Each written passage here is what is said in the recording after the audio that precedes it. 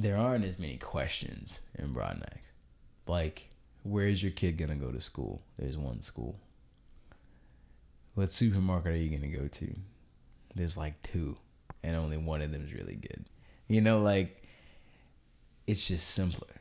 Because we were in poverty, but there was never a lack of hard work or love or admiration for each other. And like, there was one cousin who came by one day. All my family lives on the same road, by the way. He came by and he said, "Your house is so happy." Now, it wasn't, but my mom made it that way. She made sure that every single person that came in felt loved. Every single person who came to eat felt they could sit there and eat.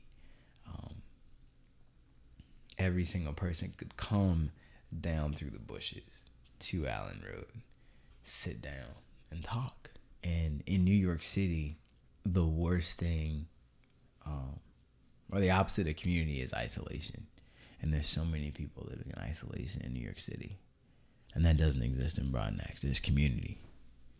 And so how can I create that with NICUP? How can God show me what it looks like to actually live that out? So the New York City Urban Project exists to show students not just how to work, not just how to study, but how to love the city that they live in.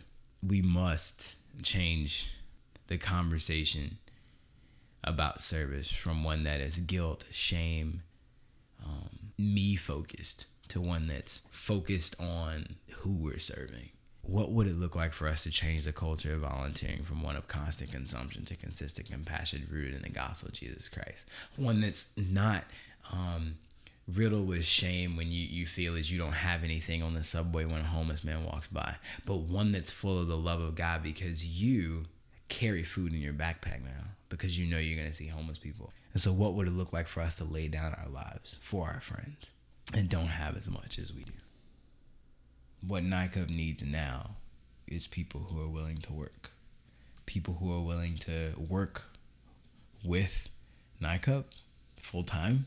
You know, to say, hey, I'm going to live a life dedicated to those around me in the way that I am taking my gifts and giving them to Feed 500, where I'm going to focus on feeding homeless people, working with the Love Kitchen, working with our partners, building relationships. People that say, hey, God has called me to partner financially and say, I'm going to invest in the kingdom of God because I'm investing in the people around me. I'm investing in the city that I love. We need people to pray because if God is not at the front of this, it will fail.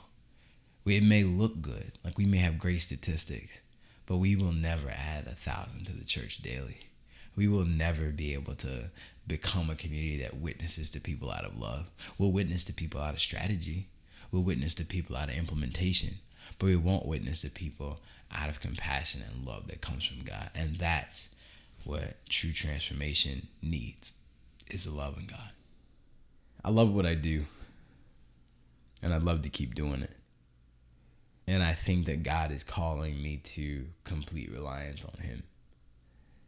He's not asking me to ask him to show me how I can provide for myself.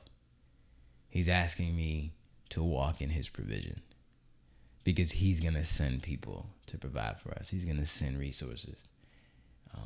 He says that a worker is worthy of his wages.